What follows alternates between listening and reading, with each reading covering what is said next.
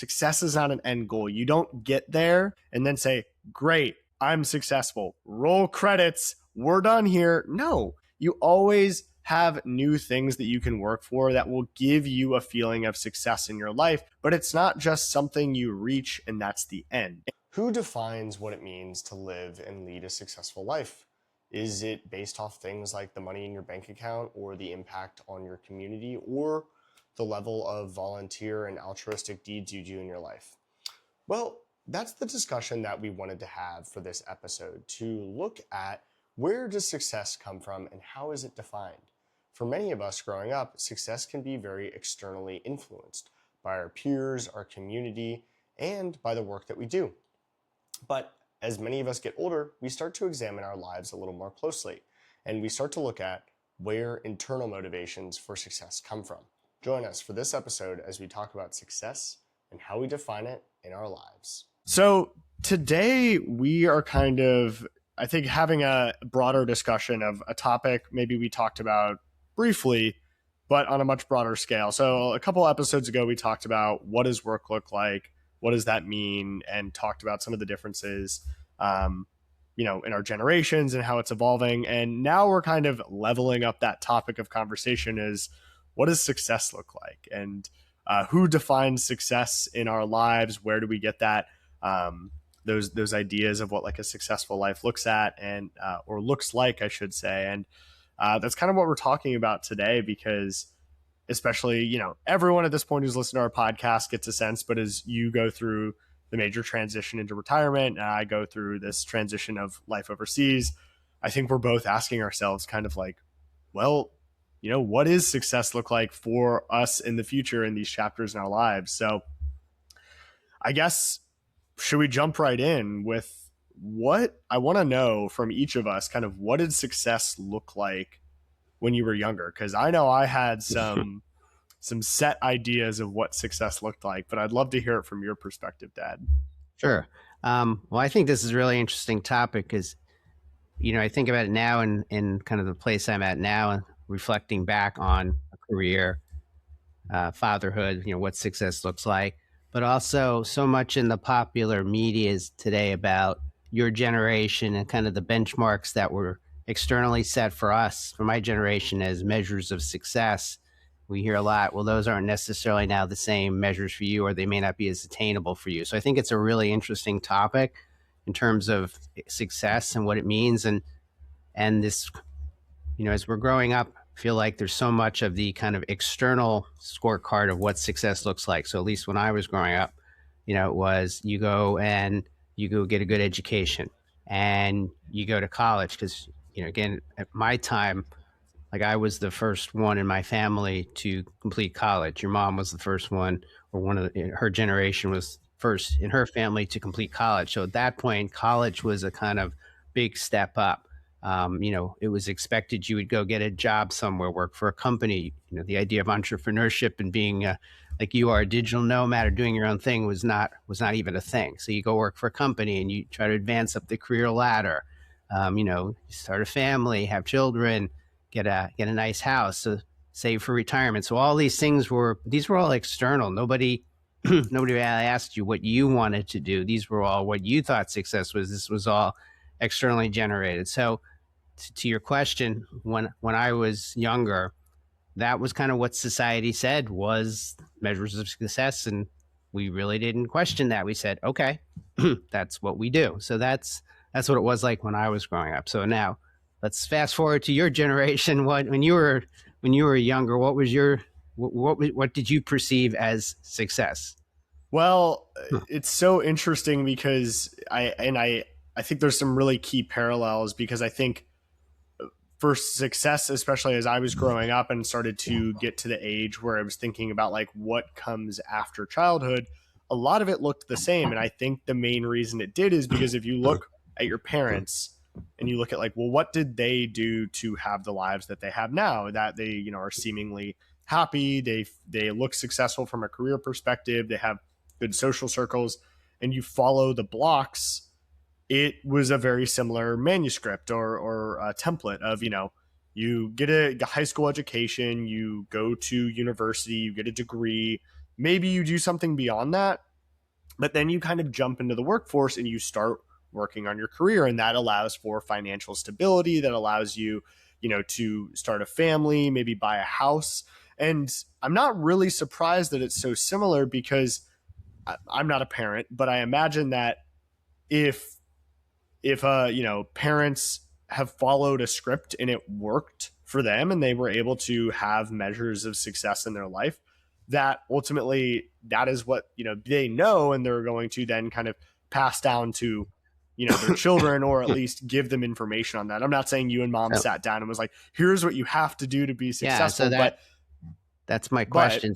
yeah. So are you saying we sent you signals without specifically saying so, that this is what was I expected? I think a little bit, but I don't think it was just you. I don't think it's just you. Like, as you said, you and mom were kind of the first of the generation to really like go to college consistently and like to start to follow that path. And I think it wasn't just you, but the kind of societal norm, at least in the United States, was, all right, this is the path that people should follow if they want to have a good career, if they want to have financial stability. So I saw that in all kinds of places, my university, from friends.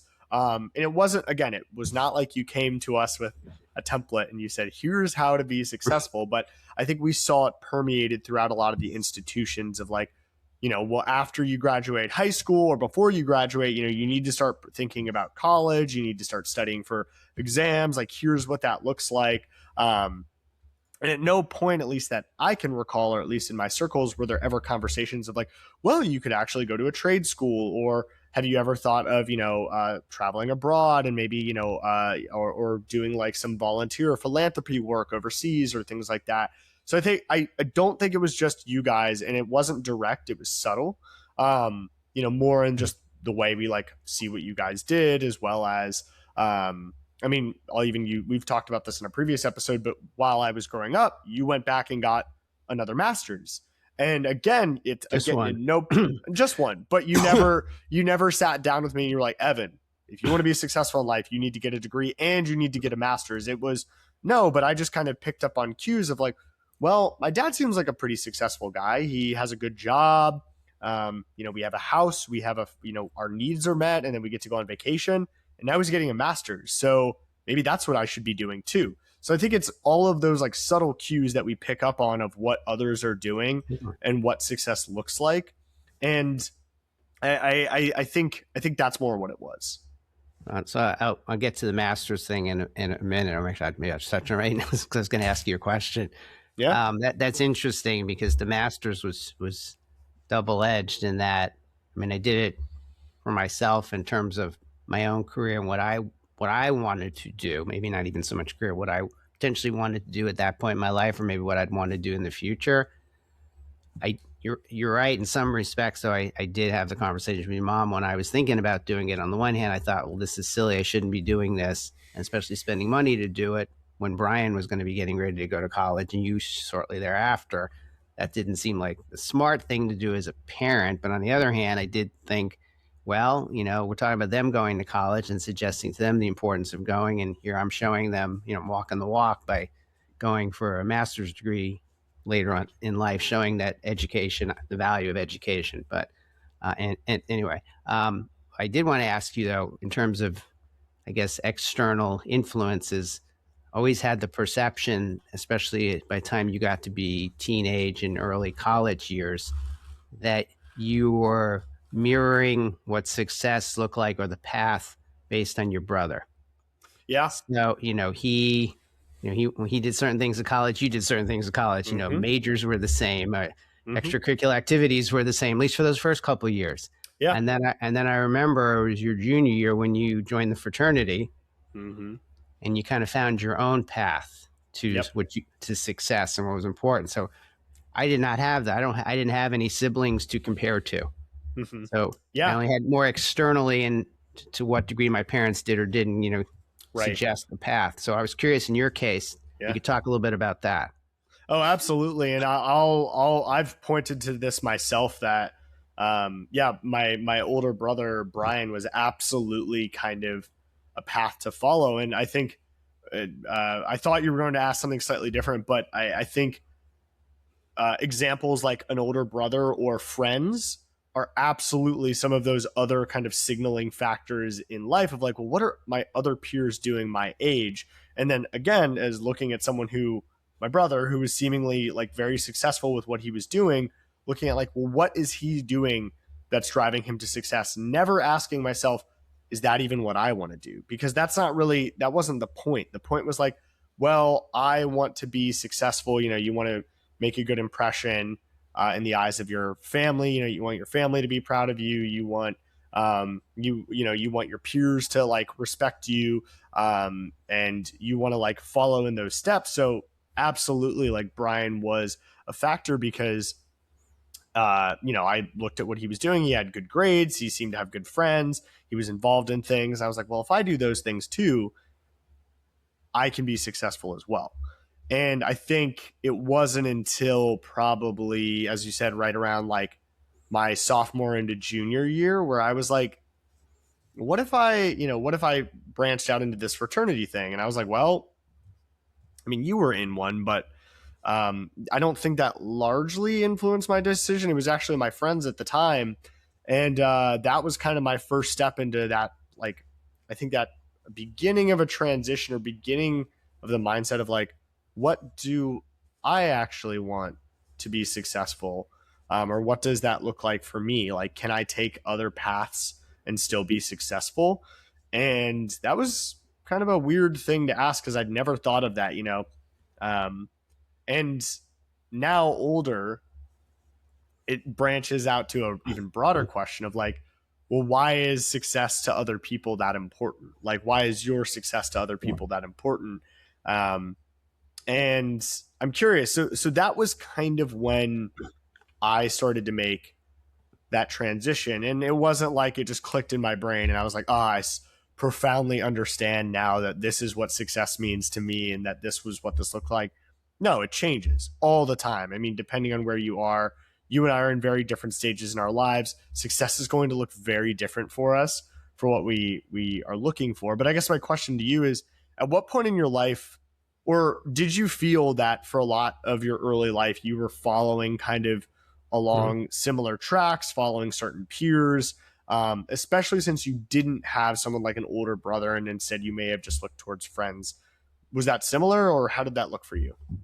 Yeah, I mean, it's probably a little different in that my parents were only children. I was only child. So again, I didn't have a lot of other than friends, and I guess people I went to school with. I didn't really have a lot of external, points of reference in some regard. And also, my era, it was more, the goal was to do better than your parents and to do better than their parents. And that was a positive. It wasn't like, that's what your parents wanted. I mean, we had this kind of American dream. It's like, our goal is that our kids should do better than we do. We can talk about that whole has changed over time, but certainly when I was growing up, that was the idea. So, again, certainly had the support from parents, grandparents, to go to college, to do all these things. And so I did it. And in terms of, I think too, one thing that I think is much better now is that I think there's almost more permission for your generation and generations coming up after you that it's okay. Like if you do other things, it's okay. I always use the example of, when I was working, I changed jobs about every 7 years, roughly, not consciously. It just kind of worked out that way. And your grandfather thought I was insane because, to him, it's like, you don't do that. Why are you always changing? He always would say to me, why are you always changing jobs? Like it was a negative. I saw it as, well, I'm not doing it on purpose, but it's also, I'm looking for career advancement. By the time I got to be a boss, if people came in with resumes that said they had worked 2-3 years, that was becoming the norm. And if somebody had a resume that said they'd been there 7 to 10 years, you're thinking, well, what's the matter with them? Couldn't they find Yeah. So I guess the point of this is that when I was going through this process, I never really thought about the, kind of going outside the norm. Didn't ever wasn't on the radar screen, I guess. So just kind of did what, didn't, and again, that wasn't a bad or a good, it was just, it was. Yeah.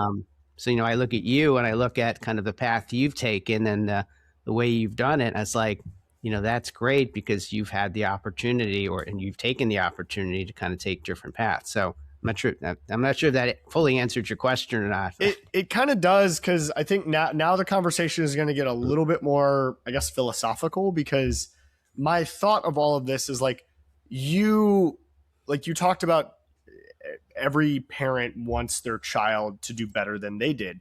And the question is, what does that mean? Is it because a parent, for one group of parents, it could be that they have a more successful career and they make more money, or they do something else. Or for another group of parents, it's that, their child is living a life that is 100% aligned with their values, even if they maybe don't make as much money, but they're seemingly happy on paper. Or maybe it's just that their kid just feels safe and secure in their place in life, and that's good. There's no right answer, but I think, as we have both just highlighted, that I think even the paths we followed up until a certain point weren't wrong. It wasn't a bad option, but I don't think either of us ever stopped to ask the question, well, what would success look like to me if I had a blank page and I could just define what success was to me? Well, and without the pressures of what my parents or my friends or the industry or any of that. And I don't think a lot of us do that, but you and I finally did. It just took some time.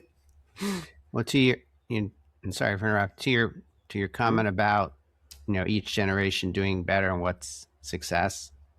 I do think for generations before mine, financial was certainly an upward mobility. Were kind of went hand in hand. Right. My dad, high school, did 1 year college. My mom did no college. My dad started working right away. His dad worked right away. College wasn't even on the radar screen. So, did okay financially, but certainly would not consider, rich people. So it was just a different time. And so, I think when it got to my generation and just, when we got to you, is all upward mobility, financial security, all that were very important. Right. I would say, at least, for myself, speaking about you and your brother, I never viewed success for either of you as you would make more money than your mom and I did, or have a bigger house or more. It wasn't ever based on, material or financial. Actually, to us, it was more success was giving you, opportunity.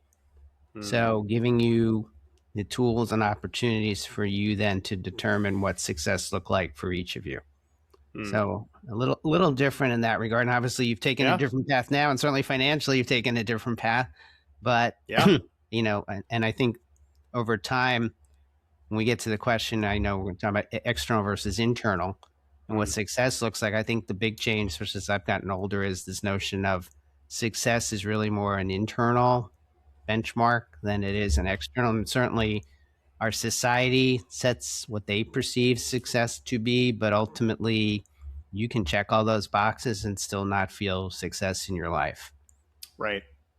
And I think one thing that's worth noting is our generations are kind of the first where we kind of have the choice a little bit more to actually branch out, because I think grandparents and older generations, there wasn't a lot of space for what do you want to do?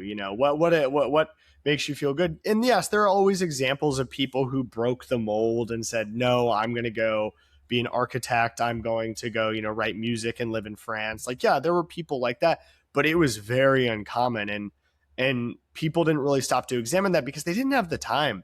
They were busy. They had to work. They had to provide for families, and things like that. And, this is stretching not just back into the 20th century, but the 18th or the 19th century as well. So it's this is kind of, I think, the evolution of the first time where for a lot of people, there is that question. And we also have tools and technology that allow us to really pursue, I think, other measures of success and define other measures of success. And I like what you said about, at least for you, success for us was really giving us opportunities in life. And then, as every parent does, you kind of set the birds free from the nest. It's like, we have done the best we can. Now it's up to you. And we hope, you make the best of it. And I think both Brian and I have done this. And actually, I want to bring this up because we talked about this before. But if you look at my brother, and for those who don't know my brother's a little bit older than me. He is a very successful pediatric hospitalist. He's married and has a family now, and he just bought his first house. And I don't have any of those things. I am more of an entrepreneur. I am working on a YouTube channel. I am living abroad in Spain. I'm more into the starting more and more into the small business and startup side of things. The question is, who is more successful? And the answer is, we both are. Neither of us is more successful than the other, because it's success in our own life and in our own relative space. So externally, someone else could come in with a certain set of values and say, oh, well, Evan's more successful because he chose this life of like incredible independence and freedom and is living abroad. And someone else would be like, what are you talking about? Brian has a family. He's a successful doctor. He just bought a house. Are you crazy? But the reality is, it doesn't matter. We're both successful in our own lives. And I think that was the realization that struck me, and what helped me step out of kind of his shadow. Not that he ever placed me there, but I realized that I can be successful doing my own path. And I think obviously the brothers is a great example, but really it's in any comparison you make in your life, whether it's to your friend who's in a similar industry, your spouse, or anything else. It doesn't matter. Successes ultimately can be defined by you. I think a lot of us just don't stop to actually take the time to define what that means to us. Well, and in your point about you're both successful, you're successful to the point you each feel successful, or however you judge success. Yeah. Because you're right. Someone can judge you from an external, and they have their scorecard, their values of what success looks like. So whether they decide, is it house, money, job, whatever it may be, but each of you have set paths, and you ultimately are going to be the ones to decide if you're successful, if you're happy with the choices you've made. That's on each of you. Absolutely. And ultimately you really can do that. When you were talking about that, I was thinking, we talked about this before the episode. High school reunions are always a great, anybody's listening who's ever gone to a high school reunion, that is the ultimate litmus test of success. And, Yep. And let's be honest, you go there to say, where do I stack compared to the people who I went to high school with? And you say, oh my God, I can't believe so-and-so is, usually it's not positive. You say, I can't believe so-and-so who was X is now, this way. But, I thought about it. So about 10 years ago, I went to a high school reunion, and it had been about 35 plus years. And, there were, you see the people who were the popular ones in school and the ones everybody looked up to. And the thing about the reunion, which I wasn't sure how I'd react when I got there, but what actually was an interesting feeling I had during the union when I was talking to people and just reconnecting was I was just feeling good about myself. It was like, you know what? All those times when you're a teenager and you worry about status and where you fit in and all those things, all of a sudden you're now, you're in your 50s and you go, why was I worried about all that stuff then?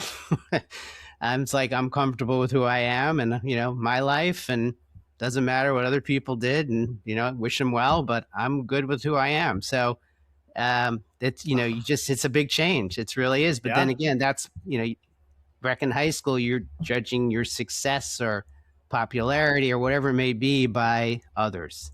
And all of a sudden now, later on in life, it's all about what your values and how you determine it. So, and I think I love that example, because I think so many of us, we look at, we try to be successful and follow paths that maybe aren't necessarily aligned to ourselves, so that externally we can appear successful to other people, to our peers, to our family, and so on. But as you just said, you were at this high school reunion, and really the only thing that mattered was that you felt good about the path you had taken. You felt successful because you were happy with the choices you had made. And I think that's when we talk about external success versus internal. External, you brought up money earlier. That's the easy one to point to, right? Anyone can look and say, my friend makes $300,000. Clearly he's successful. Well, that's just one measure of success. But if they're miserable and they hate their job, they have a horrible marriage, or they never have time and they're stressed out, are they successful? And the more important question is I hope you don't mind if I bring this up, but you were with Brian recently. The more important question that I would argue is not, are you successful, but are you happy? Do you feel fulfilled? How are you feeling? Like that kind of mind. I know you were talking with Brian a little bit about that, and I loved that question that you asked, because it's not like, how is work going, or how's life with, Danielle, his wife. It was, are you happy? Are you feeling fulfilled? Like, how are you feeling? And really to understand, like, how are you feeling about your life? Not as a mechanism to defend your choices, but just you care and you want to know, how is your son doing? Like, hey, how are you doing with everything? So I really love that question. And I think I know you said I had to bring this quote up. So I'm going to bring this up. I don't know if it's original, so if it's not, let me know in the comments. But what I said during our prep stage was, success is not defined by what you do at work. It's how you live your life. And I think you hit on that so well with the high school reunion. When you feel good about yourself, you're happy with your choices, inside of work, outside of work, with your family, with how you spend your time with your friends, your kids, your community. It's like, am I happy with how I'm living my life? And I think that is what it means to live a successful life. So I saw a quote recently that I really like, related to what you just said. Said something, if somebody were to take a look at your calendar and your bank statement, what would that say about your values and priorities? And I think about that in the context of success, like what you would feel is a successful thing. Like, where do you invest your money? What groups do you support, or how do you spend your time? Right. To me, that's a real measure of what you feel is most important and brings you most joy, and hopefully is most successful things in your life. So that's interesting. Yeah. Cause I think that says a lot about how you spend your time, right? What is on your calendar? What do you fill your time with? Is it things that mean something to you?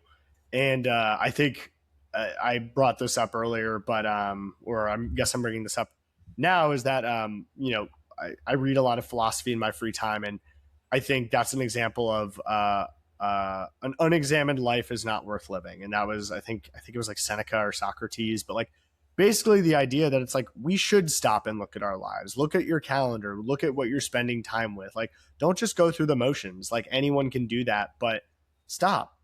Look at how you're spending your time. Look at how you're spending your life. And if you want to make a change, make a change. I mean, just recently, I really defined kind of the 4 pillars of my life. I was like, how I want to focus on spending my time, at least for the next 6 months. And that is, obviously my job is one of those pillars. The work I do, I want to show up and be proud of the work that I do, show up for the company. The next is friends. I want to make time for friends. I want to show up. I want to support friends, but also have friends that in relationships that support me. Next is Spanish. That's really important for me. I want to learn and understand this language a lot better. And I'm doing that. I'm taking time out of my day to spend time learning Spanish. And the last one is my YouTube channel, and I guess /podcast, YouTube/podcast. But those are important to me. And I recently have really like rededicated myself to the effort of like making videos and doing it not because I have to, but genuinely because I want to. Like, I have ideas and themes, and realizing that it is a priority in my life. And for example, today, it's a weekday, I took the morning and I said, you know what? I will do work in the afternoon. This morning, I'm going to hop on the train. I'm going to go shoot a YouTube video because my weekend's a little bit busy and I have time this morning, but it's a priority for me. So I made it work. And I think that is an example of that examined life. And are you choosing to do things that are meaningful and that will give you success over the long period. I guess I think it's a little more complicated than that. It's that Oh, sure. you may be in a situation where, you have a family support or you have obligations or things where it isn't just easy to say, I don't feel successful, I need to change. I do think when we talked about this on the last episode about intentionality, I think as you go through your life, we start out with these external measures of what success looks like. We start out with these external measures of what success looks like. And I think as you're going through, look at where you are and be honest with yourself and think about, am I feeling good about this? Do I feel successful based on what I believe in, what I value? Am I happy? Because again, you can look extremely successful, and there are certainly no shortage of people who, from the outside, people go, "Wow, they've got it all. Look at them. They've got money, fame, everything they could possibly want." And then you'll read, like say celebrities, and you'll hear tragic things happen to them, or they get, and you'd be like, "Well, I don't understand it. They seem to have everything. Well, what was the problem?" But they didn't feel successful potentially in themselves. And so for each of us, I think it's important, I've seen this the older I get, is reevaluating what success looks like and be willing to, and to your point, be willing to sometimes break out of the comfort. We've talked about this too, the comfort zone. You did that certainly with you. We've talked about this. You had a very successful job, or what looked like a very successful job from the outside, with good financial situation. It looked like you had, a great path forward, right? Yeah. But you didn't feel for you that was the path to success that you wanted. And it was going to make you happy and fulfilled. So you made a decision to change it, but that's not easy to do. And you've talked about this. That's a hard thing to do. Pick up, walk away from a good job, move away from family, friends, but you did it. So, again, as I say, I think as we get older, certainly looking at success more internally. Yeah. And I mean, the example you just brought up of the change I made, it's not like I made it overnight, right? You were saying, a lot of people can't just do that. I couldn't do that. It took me a year to get to where I am now.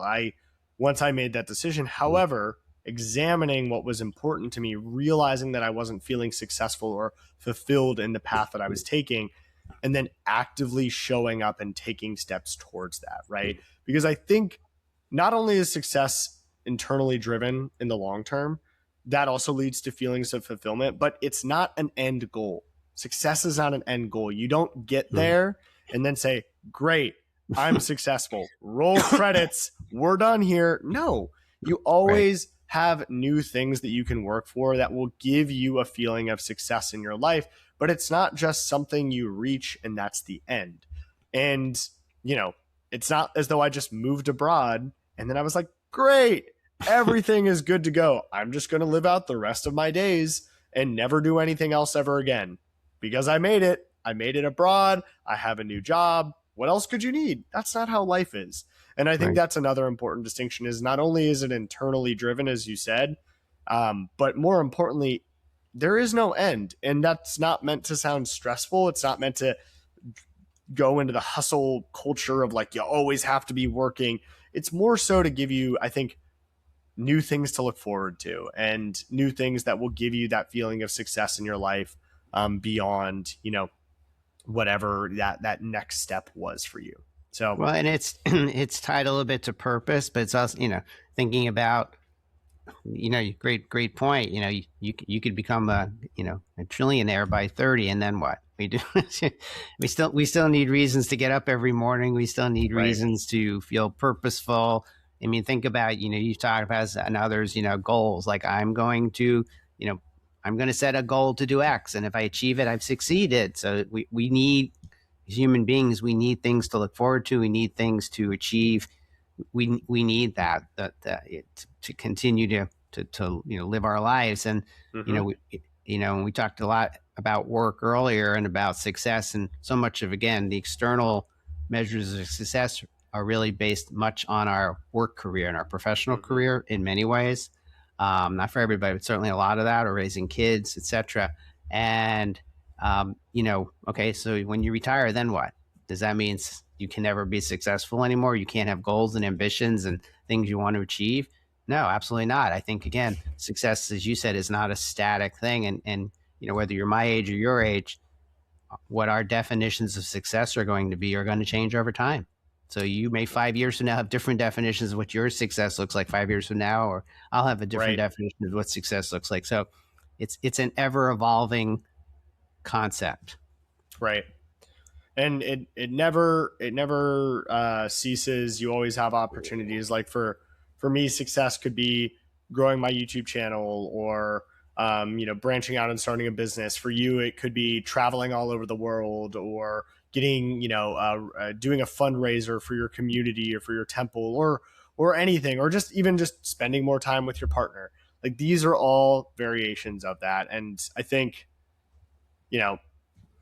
really we touched about it before, but it's important to ask yourself, what does success look like for you? What are things that you want to work towards that will help you feel fulfilled and feel success as you define it? And as I said, it's not about what you do for work, it's how you live your life. But anything else you want to add in closing? No. Otherwise, no, just again, always thanking everybody who listens and watches and feedback. It's greatly appreciated. It's it really means a lot. So we love doing this. We'll keep doing it. And I think at this point, we'd love to hear, if there's certain topics you'd like us to discuss, let us know. I'll plug a couple things here just quickly. We do have a mailing list. I think we're going to start sending out some monthly, just newsletters on, kind of what's going on in our lives, but also, about the latest episode as well. So if you want to do that, there's a link to our website, blankpagespod.com. There's a sign up form there. That's also where we'll post things like links to the podcast, or any maybe updates of things we're working on. If you have any questions and want to get in touch with us, you can email us at hello@blankpagespod.com. Otherwise, Dad, anything you want to plug, anything you're working on, anything you want to share? No, just wishing everybody in the United States happy Independence Day, and for everybody else, enjoy the World Cup. Yeah, fair enough. All right. Well, thank you as always for listening, and we'll see you in the next episode. Thanks for listening or watching another episode of the Blank Pages podcast. If you liked what you heard or saw, please leave us a like, subscribe, and let us know what you thought of this episode. If you're interested, go to our website, blankpagespod.com, where you can check out a little bit more about us, as well as sign up for our newsletter if you want to stay up to date on the most recent episode, as well as anything else that we might be working on. Get in touch with us at hello@blankpagespod.com, and we look forward to hearing you and seeing you in the next episode.